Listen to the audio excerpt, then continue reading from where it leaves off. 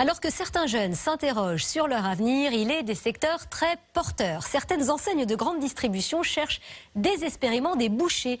Alors que font-elles pour attirer ces jeunes? Quels sont les autres métiers qui recrutent? Ce soir, c'est Vicky Bogart qui répond à toutes vos questions. Alors Vicky, comment les supermarchés attirent ces fameux bouchers qui manquent? Eh bien Nathalie, ils les attirent à coup de formation, de belles opportunités de carrière et de bons salaires.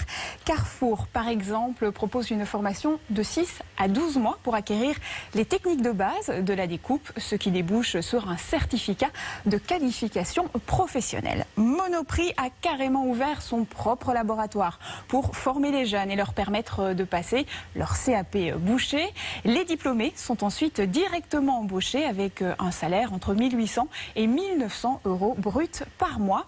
Et pour les plus motivés, une formation au brevet professionnel est proposée, ce qui mène au poste de chef adjoint de rayon, voire chef boucher, avec un salaire entre 3 000 et 3 500 euros bruts par mois. Voilà, de quoi attirer certains jeunes, évidemment. Alors, deuxième question, quels sont les autres métiers porteurs, Vicky? Les métiers de viticulteur, d'arboriculteur ou encore de cueilleur, avec une forte hausse des recrutements prévus cette année. Mais il s'agit exclusivement de contrats saisonniers.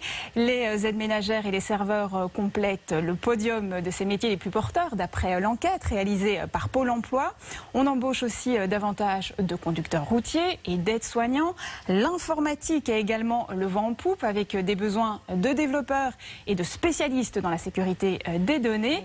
Quant aux ingénieurs, ils profitent de la relance du secteur du bâtiment. En revanche, sont revus à la baisse les recrutements d'animateurs socioculturels et de vendeurs dans l'habillement et le luxe. Peut-être la faute d'Internet. Allez, dernière question.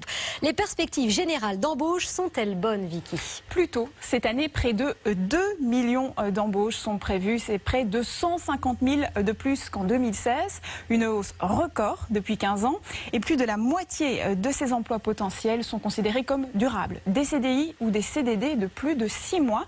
Ce sont les petites, voire les très petites entreprises qui comptent recruter le plus. Reste à trouver les bons profils, ce qui est parfois difficile en raison du manque de candidats pour certains métiers jugés contraignants. D'où l'importance aussi de la formation. Voilà. Merci beaucoup, Vicky, pour toutes ces